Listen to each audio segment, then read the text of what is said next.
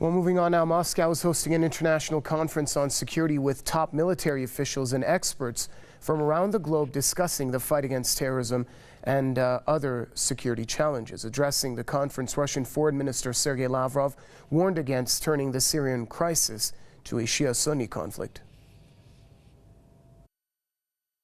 It's very dangerous to paint the Middle East conflict into into religious conflict. I mean, the conflict between Sunnis and Shiites, and the bet on the creation of mono-confessional societies is inadmissible recipe now and may protract conflicts for decades. In any country, Syria, Iraq, Yemen, Libya, settlement can be reached only on the all-inclusive basis with the participation of all ethnic and confessional groups as well as political factions. Based on that, we keep on insisting on inviting the Syrian Kurds for the negotiations on the future of their country and in full compliance with the UN resolutions 2254 on the peaceful resolution of the Syrian conflict. Lavrov also warned against the rising threat of terrorist groups such as Daesh to the world. Lavrov said the terrorists have deployed foreign experts to launch chemical attacks. The minister added that it's impossible to establish security in the world without the participation of Russia. He also said U.S. ballistic missiles pose a threat to the security of the region. Nearly 500 guests have arrived in the Russian capital for the security conference. Iranian Defense Minister Brigadier General Hossein Dehqan is also attending the two-day event. Political commentator Paul Antonopoulos joins us now from Sydney to offer us more insight on that story. Mr. Antonopoulos, welcome to the program. First off, the Russian Foreign Minister Sergey Lavrov at this security conference warned against turning the Syrian crisis to a Shia-Sunni conflict. Tell us more about that. Well, a greater sectarian conflict is not possible as the unity of the Syrian people across all sects, whether they're Christian, Sunni, Alawite or Druze, is very strong.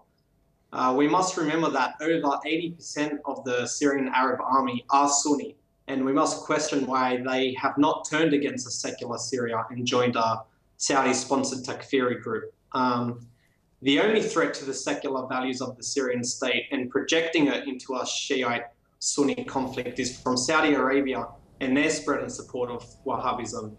We already know that millions upon millions of dollars have left the kingdom and ended up in the hands of the Salafist death squads.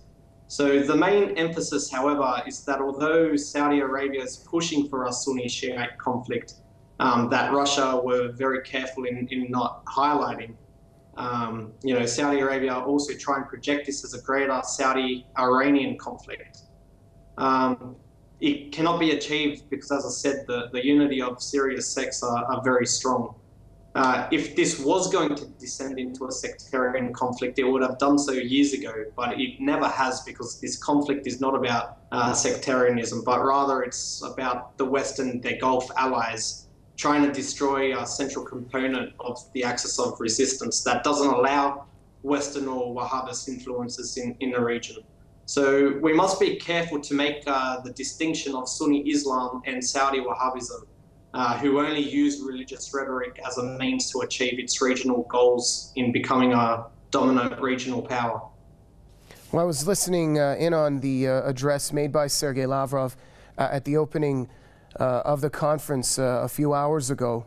The minister, he spoke of how impossible it is to establish security in the world without the participation of Russia, and he also added that the only world power that's taking the fight in Syria serious is Russia itself. Do you see it in that light as well? Well, if we consider it in that light, only this month it was revealed that a terrorist group in Syria was supported by the CIA, and another terrorist group supported by the Pentagon had engaged in an inter-terrorist war with each other. So effectively, two terrorist groups supported by different departments of the United States imperialist apparatus have gone to war with each other. This effectively demonstrates a lack of consistency in Washington's Syria policy. We know that the United States have supposedly accidentally on several occasions dropped aid in Daesh-held territories. This again demonstrates the weakness of America's Syria policy. Russia, on the other hand, as well as regional power Iran, have remained consistent with their Syria policy in supporting the government and working towards a peaceful resolution. This is why we've seen Daesh on the retreat in eastern Aleppo province, as well as most recently in Homs.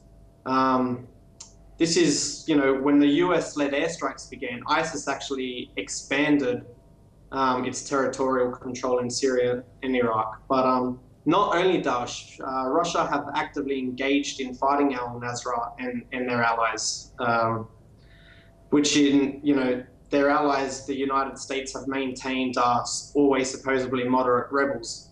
The whole mythology of moderate rebels in Syria is dead when you consider their alliance with al-Qaeda affiliates like al-Nusra and Akhbar al-Sham. Most importantly, however, is Russia's conduct during the Geneva talks compared to the United States, which have made any progress slow or difficult.